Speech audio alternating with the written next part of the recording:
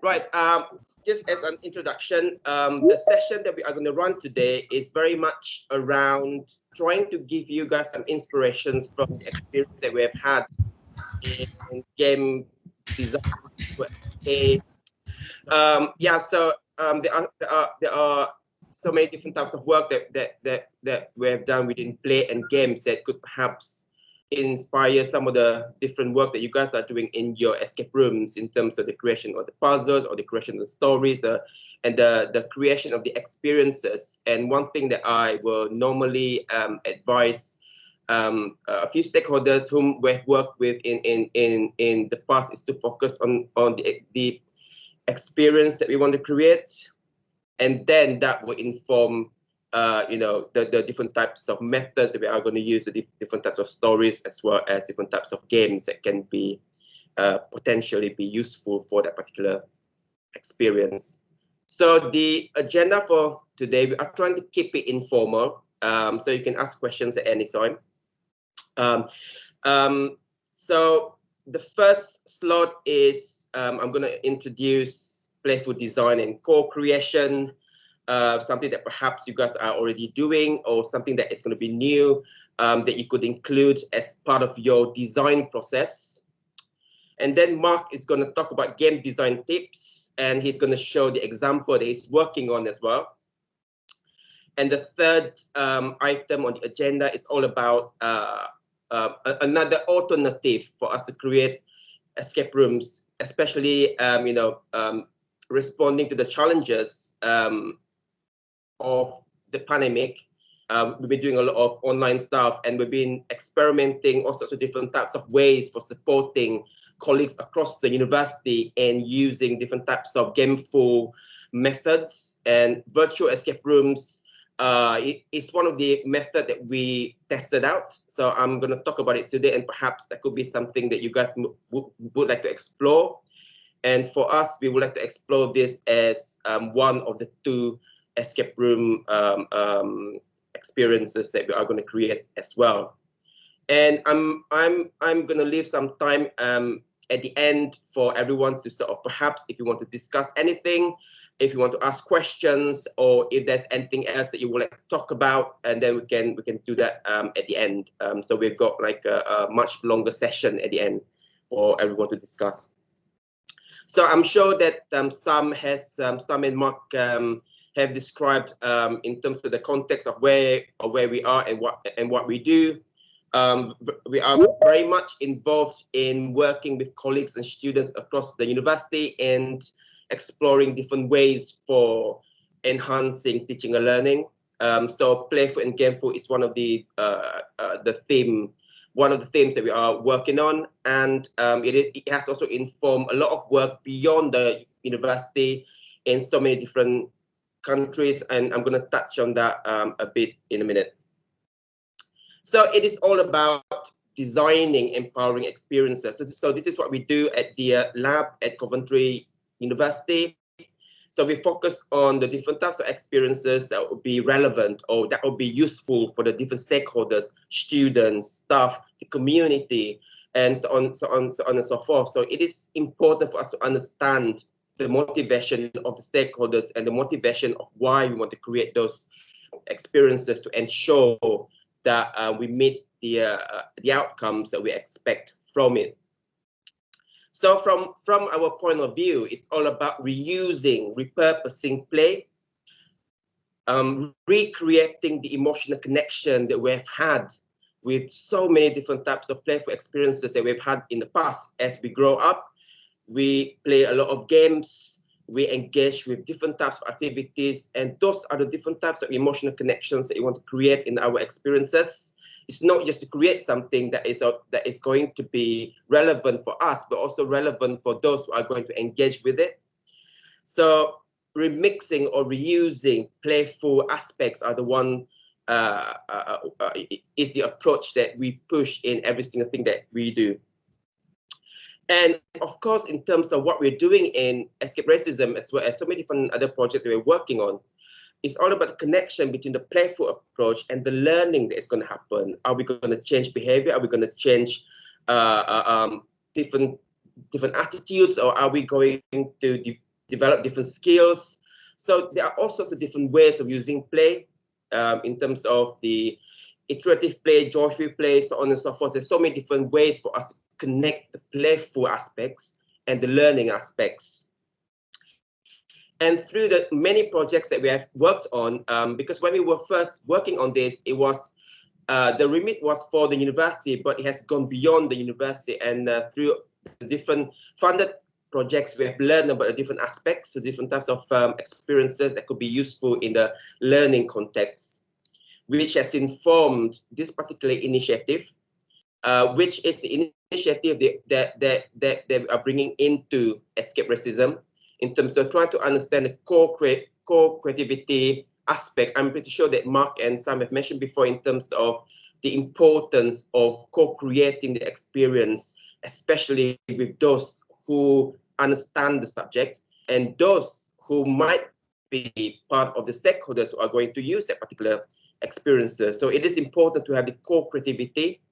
So the approach that we have used in Game Changers have won an award last year in gamification for education and learning, just to, in a way, demonstrate the impact that we have achieved, not only in the UK and Europe, but also in different parts of the world. For example, the approach in co-creation of experiences has been adapted in Malaysia, as you can see on the screen.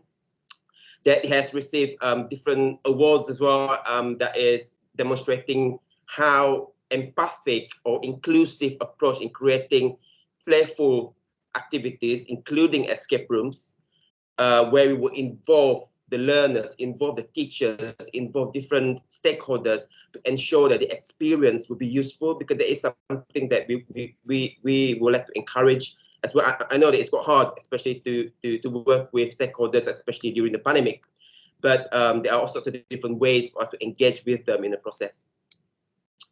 And the approach that we normally use is pragmatic, meaning that it is not about the playful activities, it's not about the technology that we want to use, it's all about the actual needs. What are the actual objectives that you want to achieve?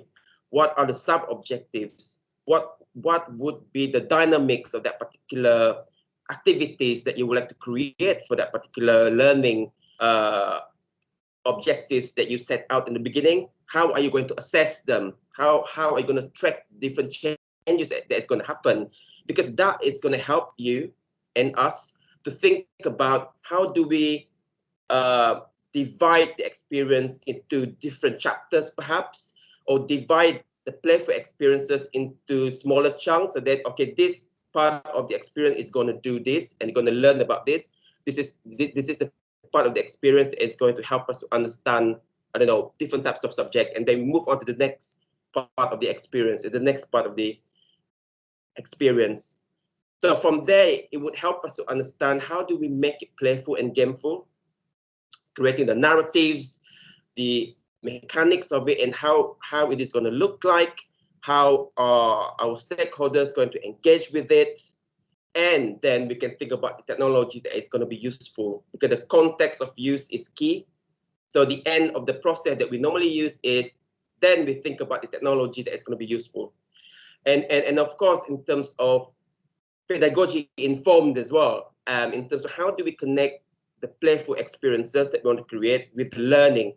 So this is something that we are investigating and we are experimenting in our design as well, in so many different playful experiences that we have done.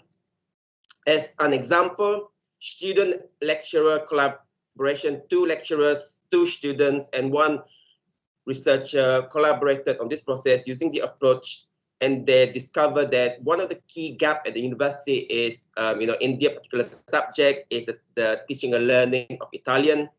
So they decided that, okay, this is what we want to do, this is what we want to achieve, these are the units that we want to do, this is the activities that we think would be useful in terms of speaking, writing, so on and so forth. And then they said, okay, let's make it playful. So they look at different types of experiences, because a good idea can stem from something that is already there. So at that time, Pokemon Go was huge. So they said, let's try and learn from Pokemon Go, because Pokemon Go allows you to do location-based activities. So that informed influence the Playful package around the learning plan that they have designed.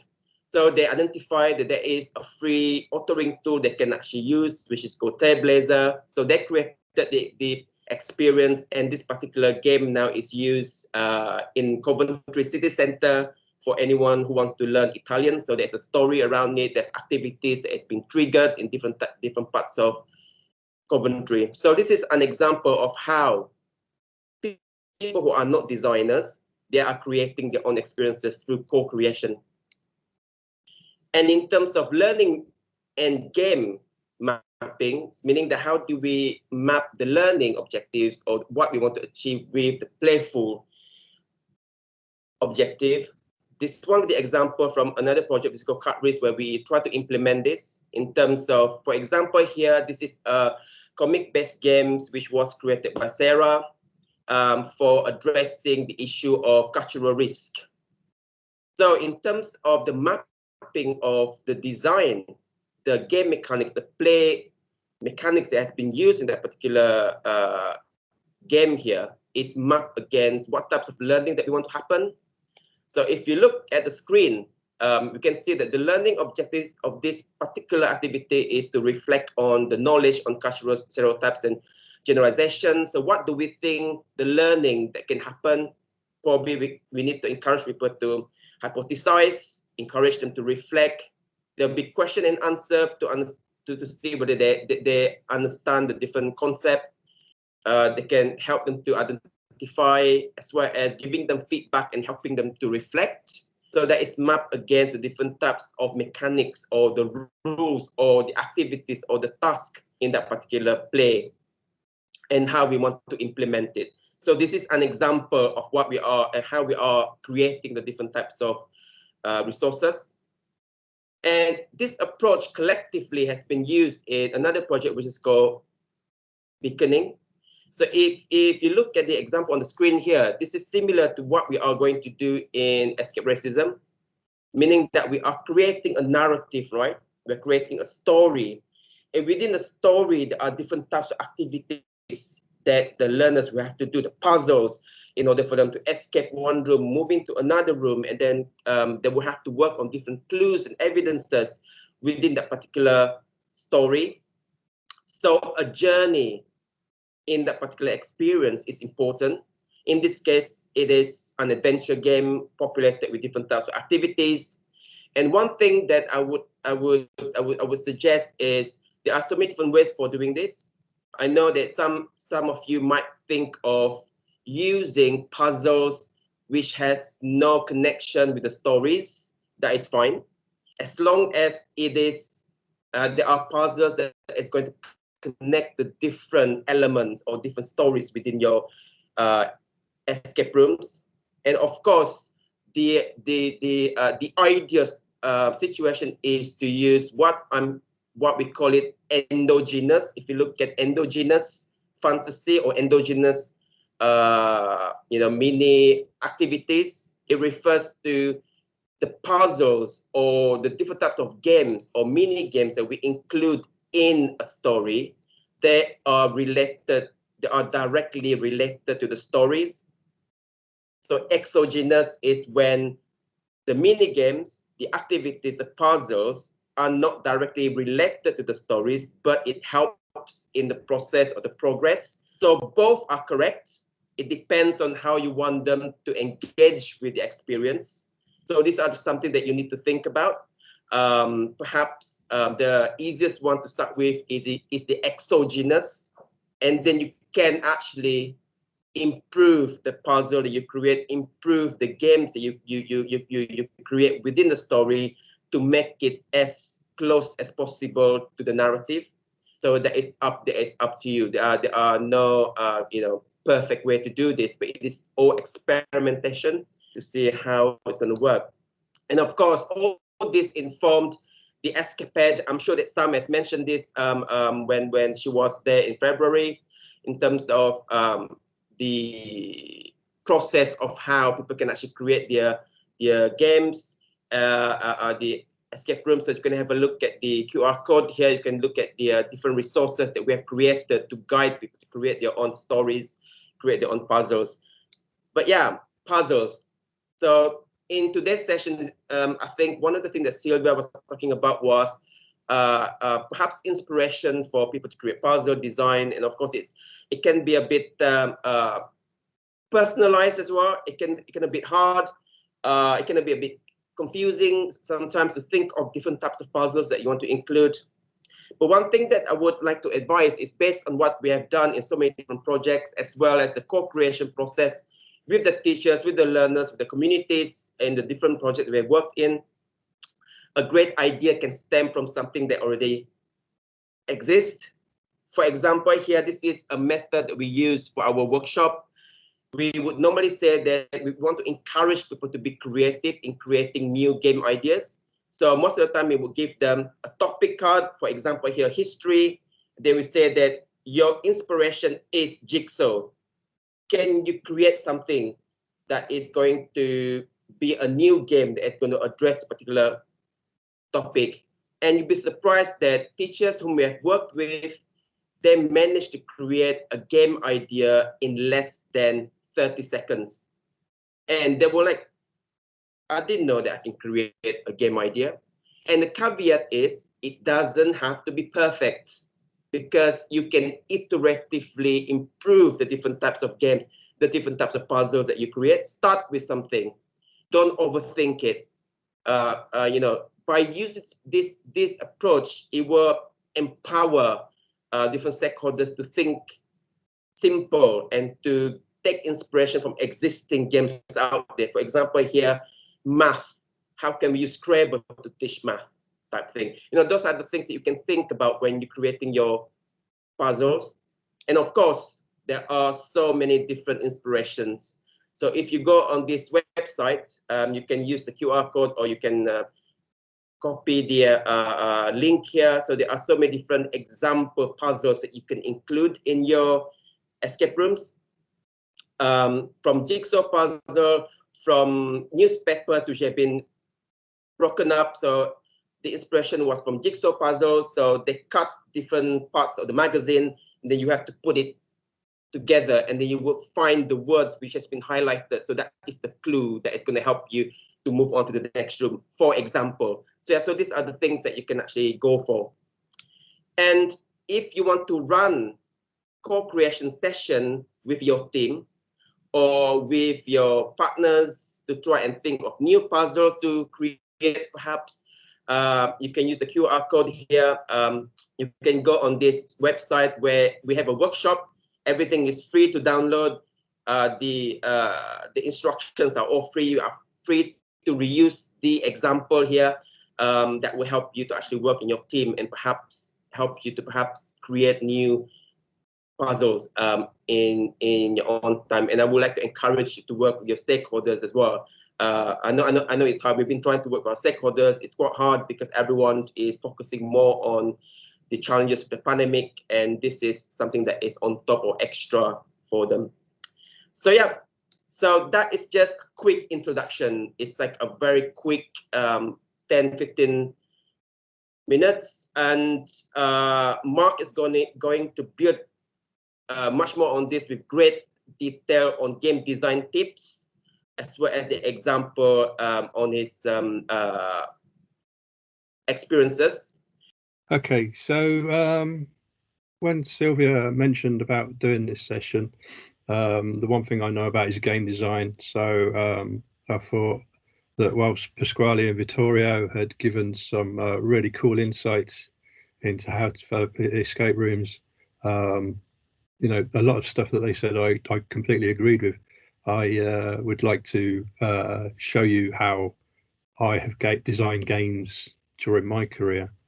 So I think whilst designing video games is a very different process to creating escape rooms, there are some methods that will apply to both.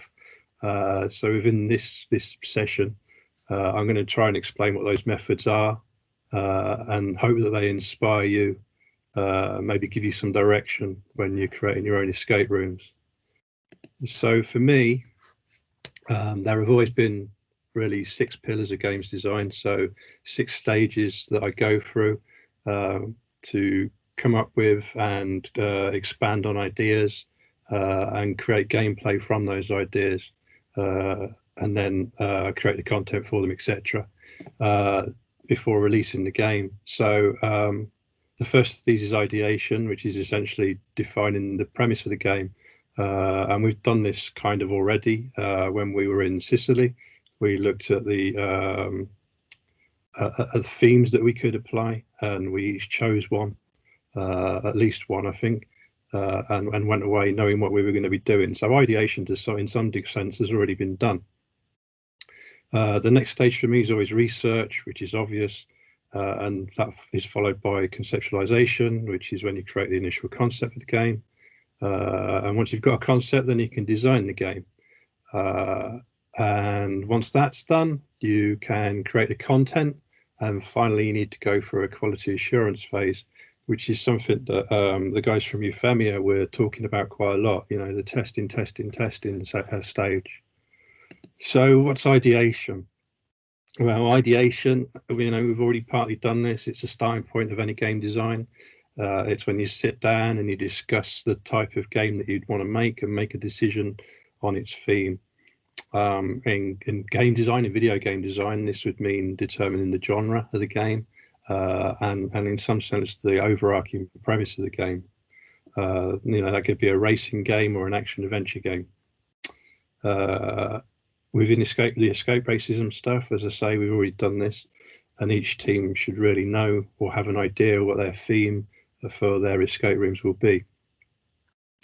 If we're at the start of the process, then there are some tips to keep in mind. So create games about things you like, you know about, or you're interested in, and that's really quite key to creating a very solid game. You're more likely to create a solid game if you know about it or you want to know about it. Create games that other people find interesting. So, you know, what are other people's interests? And in this case, this is quite key because we need to look at testimonies or first-hand accounts, or speak to people, as Sylvester was just saying, about their personal experiences and what they want to see out of an escape room. Which is related to the themes that we have. So yeah, that's quite important. And as Pasquale and Vittorio said, look for inspiration everywhere. They primarily use the fairy tales as their inspiration, or the inspiration for their teaching sessions. But you know, there are books, there are television, there's films, there's plays, and even music. And I think Sylvia, you guys have done this with yours. When I looked at them, I noticed they were both based on films. As Sylvester said again, keep your ideas as simple as possible to begin with and expand on it gradually. We've got a saying in the lab, which I'm not sure if I introduced it or it was already there, which is keep it simple, stupid, with the acronym KISS. And we use that all the time these days, and it works. You don't have to overcomplicate things to make something that's great. And don't worry about the detail at the ideation stage. It's not important at all. Because it will fall out in the latter stages as you work on your game. So the next stage is research. This one's fairly obvious. Once you've got an idea of your game, the next step really is to research around it. It's key to making a believable and immersive experience that people will lose themselves in, and that then will give them a better experience, because it allows them to suspend disbelief. And suspending disbelief is key to any game. If your research isn't done properly, then you'll end up creating a game based on your own understanding of a subject, which could be quite bad. You'll make mistakes. You won't explain things in the correct manner. There will be things that you won't understand and will have overlooked. So research, again, is another key factor. And do your research as well as possible. Follow paths that you find interesting, or that somebody else which you're working with finds interesting, and you'll generate a stronger theme and idea and concept for your game from it. So during my research for our escape room, I looked at a lot of websites about modern slavery. I read widely about the issues that surround it. I watched and read a lot of testimonies from people who had encountered or been part of modern slavery. It was quite a difficult process for me because the stories that they were telling were very, very heart-rending.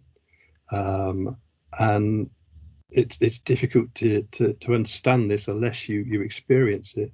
So it was a very important but difficult process to go through, and it did lead me to a much greater understanding of the subject, and it allowed me to make a lot of decisions about the escape room that we would like to create.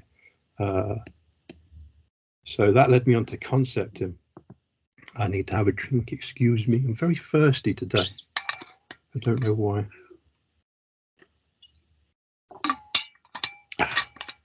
That's better. So the concepting phase is where you bring everything together, your research and your thoughts about the theme. It's the point at which you should have some ideas about what your game would look like, what the game that you'd like to make. But then you should expand on that by using some quite familiar processes. So brainstorming sessions are always great for thinking about the story behind your game and relating it to the theme of your game. And we did this in Sicily when we all stood around the whiteboard and we brainstormed some ideas for the themes. So other than the theme, you need to think about who the protagonist of your game might be and work out why your players are within the escape room and why they need to escape. And they're quite important things to state, actually, because the better a reason you can give the players for being there and for trying to escape, the more they'll buy into the escape room. So again, it's all about making them suspend disbelief and buy into the game that you're trying to sell them. So using our escape room as an example, which I'll show you later, I decided to avoid some of the more heartbreaking aspects of modern slavery, like prostitution or sexual exploitation. I avoided anything at all to do with children. I simply felt that they were too emotionally charged or grotesque for me to work with, and it's a personal opinion. Sarah will attest to me sitting crying in the lab because I sat and watched a video of a young lady who had been forced into prostitution and she'd finally escaped. And it was a very, very difficult story for me to watch, but it was a very uplifting story. So there was a silver lining to the big cloud that was over my head. And instead, I decided to go for something which was much easier for me to get to grips with. And it would allow me to discuss a subject which is quite often overlooked within the modern slavery theatre, which was the forced labour, the story of a man who'd been forced into work for nothing, basically. So while researching modern slavery, I'd read the story of a guy called Frank on the unseenuk.org website, and it really struck a chord with me. Frank was a man who had been brought to the UK under false pretenses. He'd been promised work. He got off the plane. He was bundled into the back of a van. He was imprisoned by organised criminals, and he was forced to pay off his debt to them for bringing him to the UK, basically. And it seemed like the ideal story to tell within an escape room. And I could use the theme of imprisonment as a MacGuffin for the actual escape room, because obviously he had to be kept somewhere. So anyway, back to concepting properly. There's a few things that you can do when you're concepting that will help you get along and help you form an overall premise for your game. You utilize brainstorming sessions, as I said, discuss ideas, use whiteboards, post-it notes, make connections and expand on your theme. One of the things that I find that a lot of people don't do when they're brainstorming is say everything that they want to, because they're quite often scared that they're going to sound stupid. But I would say don't be afraid to say or ask anything when you're concepting, because the stupidest, the craziest, the most mental idea that comes out of your mouth could hold a grain of brilliance. It could be a fantastic idea that makes something click in somebody else's head, and it will generate some brilliance out of that. Try to create a believable backstory. Lots of ideas for your game will fall out of this if you can create a solid story that has a start, a middle, and an end. You can always work out the bits in between. And decide whether you want to use characters within your escape room, and work out who they are and what their motivation is. And remember that you don't always have to have those characters within your game. They can exist external to your game, but just appear within it, within documentation that you've got within your game, etc. And I'll show you an example of this in a bit. And quite key, make sure that you've got a reason why people need to escape from your room. Otherwise, they're just going to stand there wondering why the hell they're there. Once you've got all the concepting done, the next stage is obviously to design the game. In video game design, that would mean essentially working out what the game's features are and the mechanics of how the game works, writing a load of documentation so that coders and artists can take it away and construct a game. For an escape room, the design should really just contain a set of interlocking puzzles, I guess, that the player needs to overcome before escaping. When making puzzles for an escape room, try to tie them to the subject matter and the storyline you've created. But as Sylvester says, they don't have to. Within our game, we've got a jigsaw puzzle. It's not really tied to the story.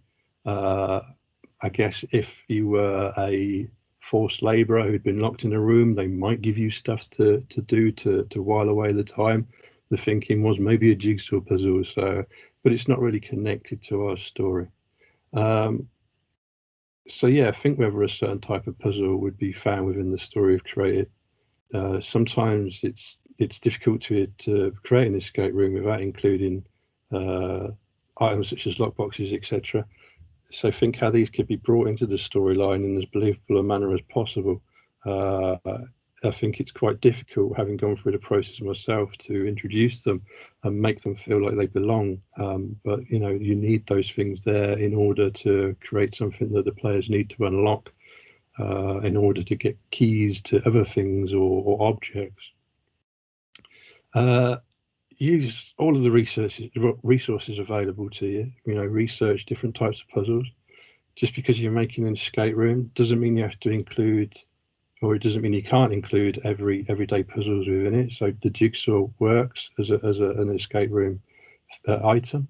The players in our game have to complete the jigsaw puzzle and turn it over to find a code. Again, it's something that we imagine might be left in a room with a lot of inmates, shall we say, who are bored. They're essentially being held prisoner. And it's a good idea to consider also how many steps you've got within your escape room in order for the player to escape to eventually solve the game. Don't make puzzles, and this is probably obvious, don't make puzzles that are too easy or too complicated for the players, or they'll lose interest in them if this is the case. And of course, it's always fun to throw in a few red herrings to help fill in time. So think of objects that have no meaning to the player. You could literally throw a red herring into the room and have them all going, well, what the hell is this for? It takes time for them to understand that the red herring has nothing to do with the game. And, that's part of the play. It will lead to conversation afterwards. And it may actually add to the fun for them when they discover that the red herring has absolutely nothing to do with the game whatsoever. So in general, try to create a series of mini puzzles that tie together if you can, and allow the escape room to be solved in, I guess, 5 or 6 stages at least. It doesn't matter if there are more. any issues with this will fall out with testing, and they can be resolved at that stage. The next step, obviously, content creation. So again, using the video game analogy, this would be us making images and audio and features for a game. In the terms of making an escape room, this is really about working out the objects and items that you'll have in your room and basically buying them. It can easily be performed once you've got your escape room laid out before you. You can see what puzzles you've got and what objects are involved in those puzzles, and simply create a list of the objects and items that you'll require for the escape room. If something's too expensive, I suggest you'd swap it out for something cheaper. And on that line, in order to save money, making your game cheaper for people to utilize, I'd suggest trying to include items that we would class as rubbish that you can find around the house, such as empty bottles, cans, crisp packets, old newspapers, anything that you throw away could be used as set dressing for the room and make it believable. Of course, you'll always require items like the lock boxes that we've discussed, or locks, or even puzzle boxes, which you'll have to buy yourselves. One fairly obvious piece of advice would be to buy your items secondhand, and that's actually a beneficial thing, because the items will, as long as they're functional, when you buy them secondhand, they'll be used and they'll look used and they'll feel as if they're old, and they will add to the immersion for the players who are playing your game, because they'll feel more believable. They'll feel like they've existed within the world, rather than something brand new, which has obviously been bought just for the escape room. So yeah, there's a few things here for content creation. Walk through your puzzles and list each item that you need to make the escape room. Try to use items that you can find around home or office that you might class as rubbish. That obviously they can be used as set dressing. If something is too expensive, swap it for something else. Change the puzzle if you have to. And buy second-hand items, because it will make your game far, far more believable than if you had a room full of brand new stuff. This brings me on to testing, which is something Vittorio and Pasquale mentioned a lot, and I agree with them entirely. Testing is possibly the most important aspect of making any game. I'd suggest that you begin by trying to play the game yourself. And that's difficult because you know the steps to take to beat the game. But you will get a sense of where things work well and where things aren't quite correct. And that will allow you to examine what you've done and resolve any issues that you feel are there. Everybody is their own worst critic. So this should be an obvious step to take. Before you make any huge changes, though, I'd suggest recruiting a group of people to test the game for you, whether that is people within your office or people outside your office. It doesn't really matter. I think there are ways that we could do this even under lockdown. I was thinking about this morning. You could have one person enter the escape room and a team of people tell them how to or what to do. I don't know if you guys we have a program called the Crystal Maze in the UK.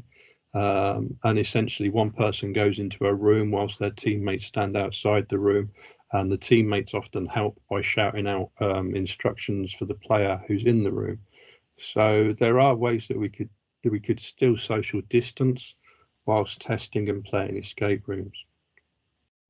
Obviously, don't tell them anything about the game's contents if they work in your office, if you know them, and observe their behaviour. Essentially, see where they find puzzles really easy to solve, where they find them really difficult to solve, where they struggle to find the puzzles themselves. And take a note of all this, and look at what you can do to modify and make things either more easy or more complex. Prepare a series of questions about the game that you can ask once it's been completed. So, for example, you could ask them which puzzles were their favourites and which they hated, which they found difficult to uncover and discover. And all of this will help you to make the escape room better. It will guide you in the decisions that you make when you try to improve the game. On that subject, make small changes to your game. Don't change huge aspects of it. Make a small change and then test again and see whether that small change has made a difference. Sometimes the tiniest change can make a difference, and it can make a huge difference. It might be the case that one puzzle was missing a simple element that made it fun, or it made it easier or harder to solve. So yeah, huge changes, try to avoid them where possible, and stick with smaller changes, and test again to find out whether that has fixed things. And once you've done that, run a test with new people. Keep testing. Go through the process until you're happy that the game works well, and most importantly, I think people understand it and it's fun. So yeah, again, to run through my list of bullets, testing is a crucial aspect, to ensure that any game works well and is enjoyable, and that's quite critical. An enjoyable game, if people don't find it enjoyable, they won't want to play it, and they'll tell their friends not to play it, and it's boring and this, that, and the other, and you'll lose players. Begin playtesting the game yourself and resolve any obvious issues. Recruit others to play your game. Observe their behaviour. Prepare a list of questions once the game's completed. Make changes in small increments, and I think that's quite critical in my head. And then test the game again. And once you're happy that it works well and delivers a fun experience, you can launch the game. So, our first escape room. So as I mentioned, when I was researching modern slavery, I decided to avoid any what I would term dodgy subjects. So subjects related to children, prostitution, or sexual exploitation. And again, it was a personal decision that I took after watching, so many, well, at least 20 to 30 videos and reading the stories from people. I think I sat there for an entire day just immersing myself in this world. I just made this decision that I couldn't make a game about these things. I didn't think it would be something that I could do well, and it was a very upsetting set of subjects. So instead, I decided to concentrate on the area of modern slavery, which is often overlooked, forced labour. And having looked at Frank's story, I decided to use it as a basis for our escape room. And I created a guy called Xavier, who was an educated 30 to 40-year-old male from an Eastern European company, which I don't name. He was an industry professional who had been, again, like Frank in Frank's story, he had been promised work in the UK by somebody who he classed as a friend. When he moved to the UK, well, his friend paid for his flight to the UK. When he landed, again, like Frank, he was bundled into the back of a van and taken to a location and locked in, essentially. The next day, he was taken out of the room and forced to work. And then at the end of the day, he was thrown back in the room. And I generated a backstory for Xavier explaining how all this occurred, which you can see on our Google Drive. And it was an ideal MacGuffin to play around with to facilitate the telling of a story. As I said earlier, Xavier must have been held somewhere, so why not within the room that the players need to escape from?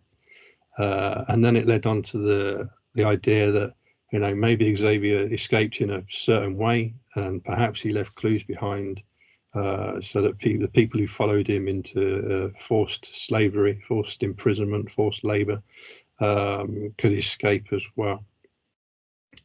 And this became the first premise for our escape room. So what does our escape room look like? Oh, actually, hang on. Have I overstepped myself there? Yeah, right. So the stages that I took, I did my research. I began writing the story. I utilised the theme of imprisonment and escape to create the puzzles. I created a list of items that would be required to make the escape room, and I took a first pass of the game in my head and noted where things could be improved or changed. So one of the puzzles that I've had in the room was to wire a plug, and I think this could be quite dangerous. So I have actually thought about removing that. So this is our game essentially. Excuse me. And it's broken down into sets of puzzles. It begins with, hang on, let me change to slideshow. It begins here with a simple puzzle. So there's a bedroll with an X marked on it. And within that, you'll find a diary page from Xavier. And these are quite critical. Each of the diary pages are quite critical because they lead to the actual escape, which is right down on the far bottom right of the screen. We've got the jigsaw puzzle that I mentioned, which gives you a lockbox combination, and this opens the box to reveal a set of items, which can then be used to solve other puzzles. And the flow simply goes down all the way down until we start opening lockboxes. We get diary pages all the way throughout, and these eventually. Sorry, my screen's going a bit Fruit Loopy. These eventually lead down to a diary cipher, which can be found in Lockbox 4, which gives the players an escape word. But the key to this is that each of the diary pages have a series of events that you have to complete in order to find them, which means that the puzzle isn't too easy to solve, the escape room word puzzle. And you can't just solve it by running around a room willy-nilly trying to find things.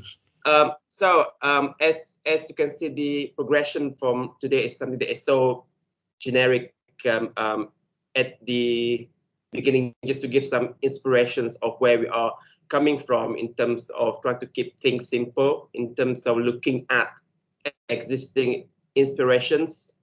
There are so many inspirations around us, and one of the comments I put on the chat is take out every single games you have at home and then see how you can reuse them, because we always believe in being frugal. Frugal meaning using existing resources that you have without creating new ones, reusing them in different ways. So we find it interesting to do it that way.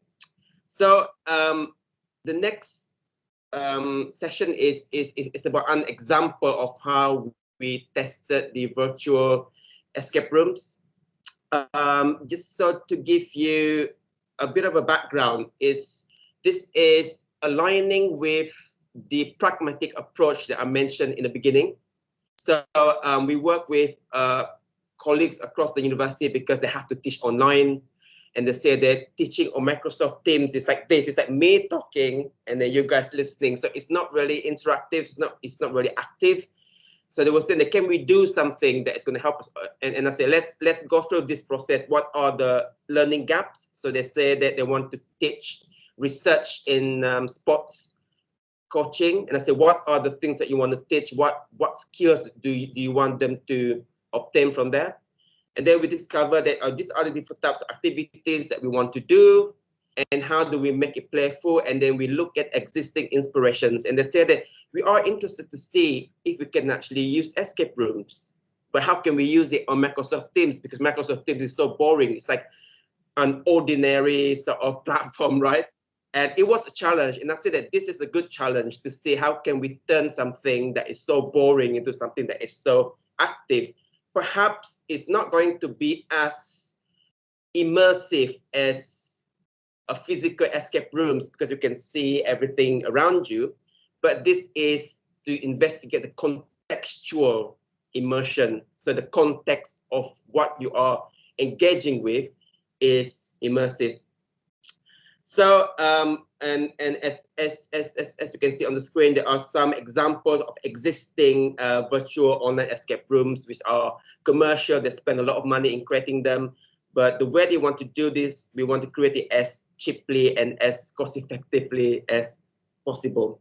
So that is the reason why we are using Microsoft Teams. It's not because that is the platform of choice. That is the platform that the lecturers are using to teach. We try to support them in that way. So the aim is to investigate whether using escape rooms methodology is suitable for online learning. So this is the main research questions that we had. So we work with colleagues from the Faculty of Health and Life Sciences. Myself and Sarah work with them, and the way that we work is like what I described in the beginning. Co-creativity is not us creating it with them, for them. We are co-creating it together. They are the subject experts. We are not. So we just help them and guiding them, and they created a lot of resources for this particular experience. So the general rules of play, the way it is being facilitated and the flow is as you can see on the screen.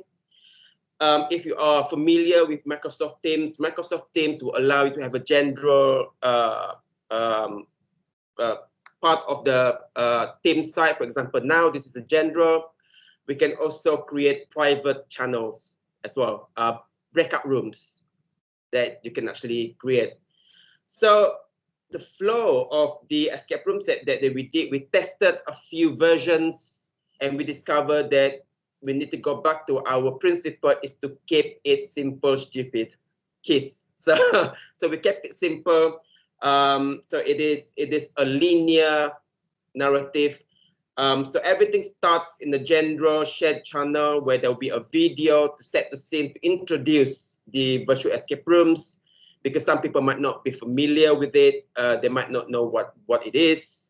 And then describe the rules of play. So we've got a video for them to watch. And once they've done that, they can go into their private rooms. So in their private channels, there'll be a few rooms. In this case, in total, we had 4. The example here is I just put 2, just to give the example of how it moved from one room to another. So in one room, there is a video to set the context, and then it will be complemented with 2 letters. So the concept was there was a professor who is actually researching about something, and she needed help, like a secret mission and whatnot. So she wrote everything in the letter that she left in that particular room. So people will have to go and find it, read it, and go through external folder, because this is how research in a digital age is happening. This is how we do research. We look at what we need to research. We go to a browser. We try and find files. We go to Google Drive. So this is part of the competency that they want to teach in terms of digital literacy. And in the step 2 letter is where they crack the code. So there are 2 steps. The first step is they are exploring evidences that's going to help them to find an answer to a particular question, and that would help them to crack the code in step 2. In step 2, they will have puzzles, different types of things that would help them to discover the different codes that can unlock the next mission. So the next mission is unlocked in room 2. And room 2 will have the same flow. You have the video, and then you have the step 1 and step 2. And in this case, step 1 letter is locked, and it will be unlocked by the code from the previous room. So this is essentially the flow of the particular escape room. And just to go through each part of it. So as I said before, you can have a public channel, and you can also have a private channel. In this case, we created 4 different teams. So 4 different teams competing against one another to go through the 4 rooms. As you can see here, I believe you can do the same thing on Zoom. I'm not sure if you can do it on Skype, but you can easily reuse the same approach and put it on the website. So the rooms can be on the website somewhere rather than here, or you can even put it on Google Doc or Google Drive. But the concept is this: you have the private rooms and the private sections. And members on each team can collaborate via any video conference function. In this case, Teams meeting, like what we're doing now. So when they are in their rooms, they would start a meeting. They would discuss, okay, how should we do this? Who should look at this document? Who should look at that document? How can we discuss this? So that can help them to work in teams. So they learn about team working, about communication, so on and so forth. So each team can traverse the rooms sequentially or compete against one another. So it's up to you. In our case, we let them compete and see who can finish the room first. So that was quite fun. And in each of the general channel as well as the room channel, you have in introduction video. So the introduction video in this case is just to introduce them to start the whole thing. And this is your course, this is your mission, this is the escape rooms, this is what you need to do. So that would help them to understand where they need to go, what they need to do. I can just show you quickly. I'm not going to show the full thing.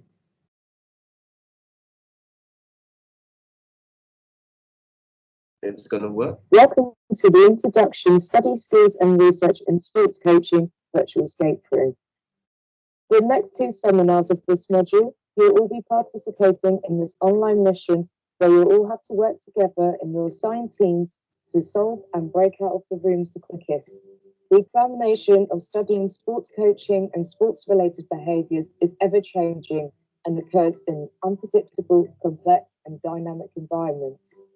For these reasons, our understanding of sports coaching is never complete and requires us to keep informed with current practice and new information in this area. This module aims to understand and develop the study skills required to promote an evidence-based approach to coaching practice. A focus will be placed on developing a range of written, verbal, and digital planning, problem solving, and time management are vital and must be used efficiently in order for you to complete this mission. You have been tasked as coaches to help the radiologists to uncover and solve the mystery of why so many of your gymnasts have been injuring themselves. Research, which is most commonly defined as the process of discovery and enhancement of human question or that's I just tried to the make same it thing, as quickly. is that you're expected to go through the evidence and clues to solve the puzzle whilst applying the necessary competencies to break out of the room as fast as you can to win the game. You and your peers will be assigned into teams within the Microsoft Teams platform. Each team has 4 rooms to break out of, but you must start with room 1. From there on, you will all need to move from one room to another to solve the missions. Once in room 1, you'll find a letter. Read the letter carefully and be sure to open the link that's provided to you. From there, you'll be taken to step 1 of the mission, which contains images, clues, notes, and so on. Your team must complete step 1 in order to proceed to step 2, where you must crack the code. When your team has found the code, use it to unlock the letter in room 2 and continue on with your mission. Remember, the team that solves the puzzles and breaks out the quickest wins. Help the radiologist to solve the mysterious injuries. Yeah, so that is an example of an introduction video that we set. So this is what they see in the beginning. And then they would need to go into their own rooms. So in each room, there are 3 main components, as I said before, the video, first letter and second letter to represent step 1 and step 2. For these resources, you can create, you can be as creative. We didn't get to convert the letters into an O scroll or an O letter and whatnot, but you can create it and make it look like it's an O letter that someone will have to open. So the approach is the 2-step play. Step 1, focusing on the learning activities and the mission of the room. And then step 2 is the puzzle-based gameplay to crack the code to move on to the next room. So as I said before in the story, it's about radiologists needing assistance to solve the mystery. So the story sort of combine the different activities that they need to do within that. So this is an example of the video that we created. This is our colleague who is the lecturer for the particular subject. So she pretended to be the doctor, the characters, in this way that we are encouraging them to be creative. So we didn't create it for them, they created it. And Sarah sort of merged it and create this nice FaceTime sort of approach. I can show you the video as an example.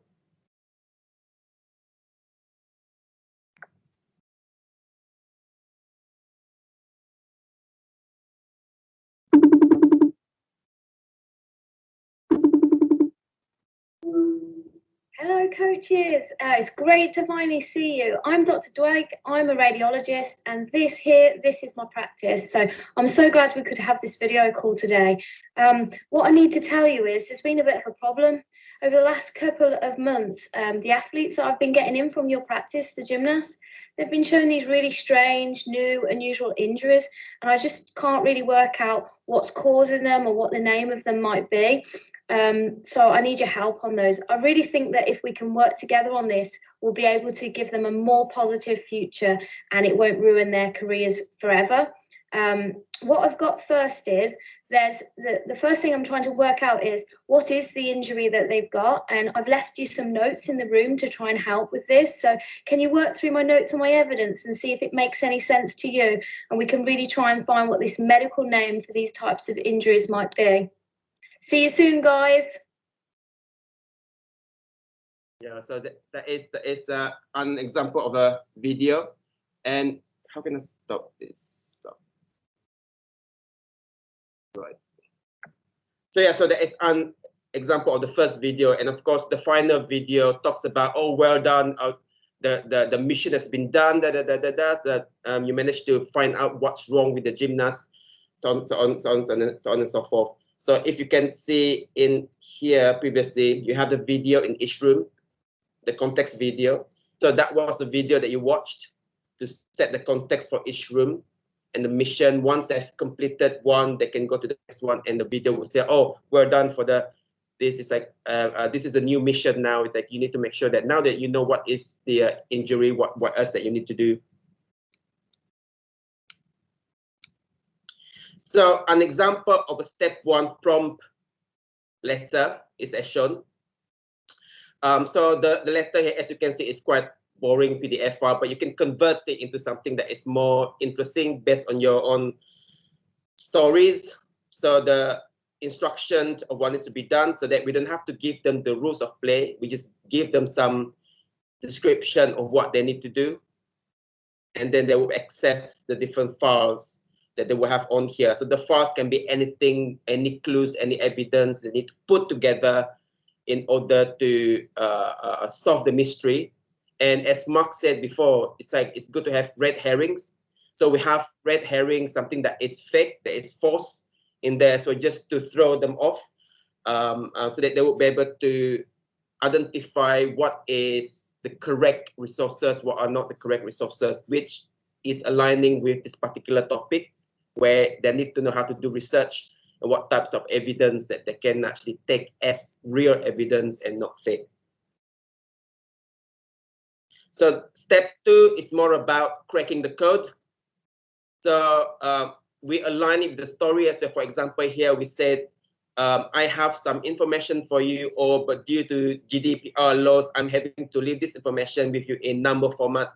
So in order to get through, you will need to crack the code. In step two, you can find the zip folder in room one as room one, step two. So they can go into the particular folder and they can crack the code. And the code that are going to crack is going to be used to open the next mission for the next room, just to show that you can move from one room to another, but you have to find the code in order for you to proceed with the next step. And as you remember, the one that I showed in the first session, in terms of the connection between the learning and the game, the learning and the artifacts, the learning and the play. So this is how we do it. So we the learning objective. For example, in room 1, the main learning objectives that we have was to be able to assess the reliability of multi-sources evidence and extract correct information. And this is identified as room 1. And the mission is, what is the new and unusual injury that the radiologist is worried about? And what are the play artifacts that we have? For example, in the room artifacts, videos, what types of content we want to create. In this case, we want to create a video, and this is a script. So we wrote the script together with the lecturer, but she did most of the work, which is fantastic, doing all the different scripts because she's a subject expert. And Sarah converted it into a letter. So step 1, we've got the letter and also the answer to that particular clue, so that we would have, if we want to facilitate it, we can help them and be able to know what the answer is for the different steps. And step 2, letter, the code based on the clue here. You can see external folder materials. These are the different evidences that we are actually using for cracking the code in step 2. So this is how we would like to structure the experience to make sure that we know what needs to be created, what is it for, what is it trying to achieve. And yeah, so I will share this slides anyway with you guys, as well as the link to the open educational resources that you can use and reuse as well. So from here, what we did was to try and see how do they look like in digital tangible form. So the step 1 in room 1, so these are the things that we created, and the example resources. For example, this is a snapshot of a paper. There was a link there was a picture, and there was a person who is a gymnast. And this gymnast picture is the red herring. There was some incorrect information in there that they need to find out. And step 2, cracking the code. As you can see, the answers that they managed to get from step 1 helps them to crack the code. So here, talking about the acronyms, talking about the first place is the place with value that would link to this. Since, if you remember, the answer was distal radiophysics, right? So we used that to crack the code in the next round. So radio distal physics, the acronym is RDP. So RDP has got value. So R is 18, D is 4, P is 16. And there's another clue that some of them didn't see. It says add me. So you have to add the number to get 38. So the code that is going to be used to unlock the next room is number 38. So that's how we did it in terms of the resources that we create. We try to keep it simple. And of course, if we want to do this again, we might want to make it look more interesting, because at the moment it just look a bit dry, right? So you can make it look interesting. You might want to represent in different ways. You might want to use another platform. You might want to use a website to put all your resources. So it's up to you on how you want to do it. But the steps, the 2-step approach seems to be working from the pilot. Students loved it. In the first room, they got a bit confused on what to do. They didn't actually know how to work in teams. And suddenly when they move on to room 2, what they learned from room 1 helped them to do it quicker. They know how to do teamwork. They know how to really access the different examples. And we are still analyzing the data at the moment. So we aim to publish it in a paper perhaps next year. So yeah, so this is just some of the feedback from the students. And I just want to show you this video. Sarah created this video just to show how we did it in a video form. Oh, the wrong one. Sorry.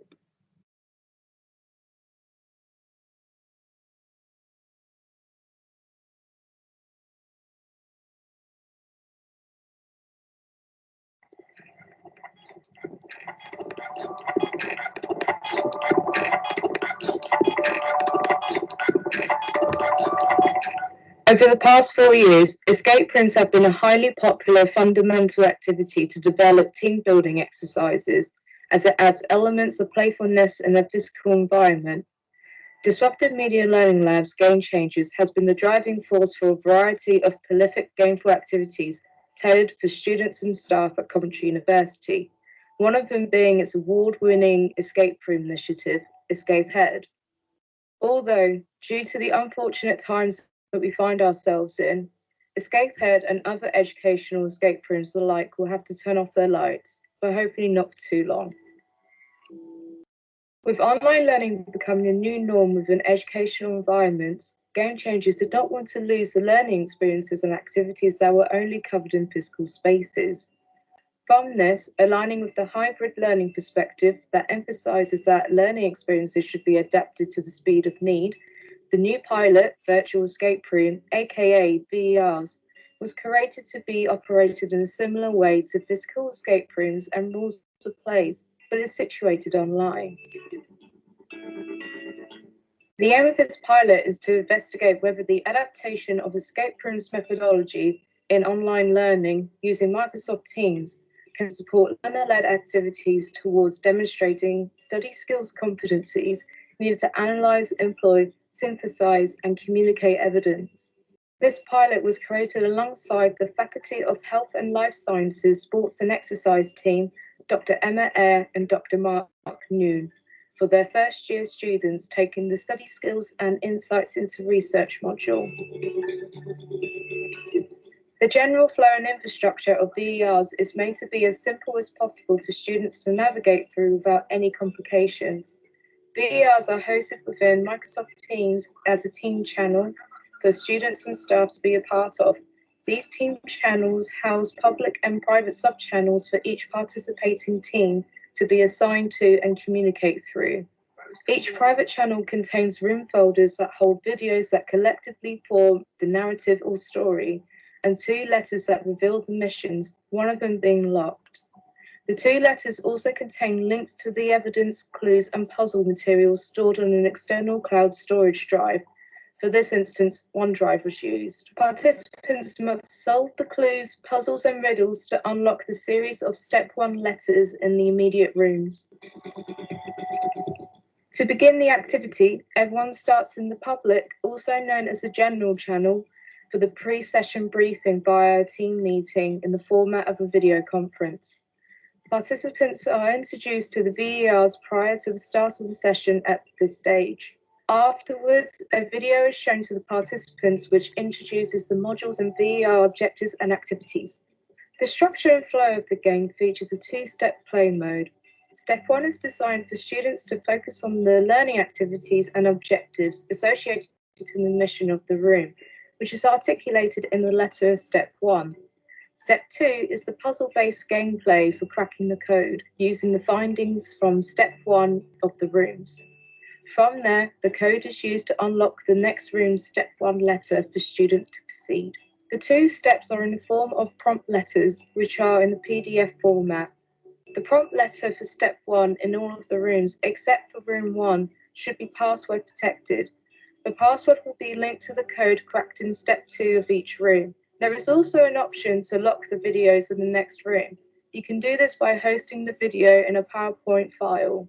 A side note on VERs is that they can be played individually or in teams without facilitation. The team channels and folder materials can be made open. To set up a VER on Microsoft Teams, you'll need to start by creating a team channel that is listed as Other. From there, you'll automatically have a general channel, which is public for the members of the channel. You'll be able to create private channels to allocate groups of 3 to 5 participants in each team. The private Teams channels will contain 4 room folders within the Files tab.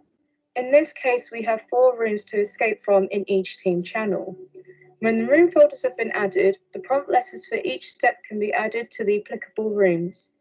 Each team can traverse the room sequentially and compete against either time with time limitation or total time scores, other teams, or both components.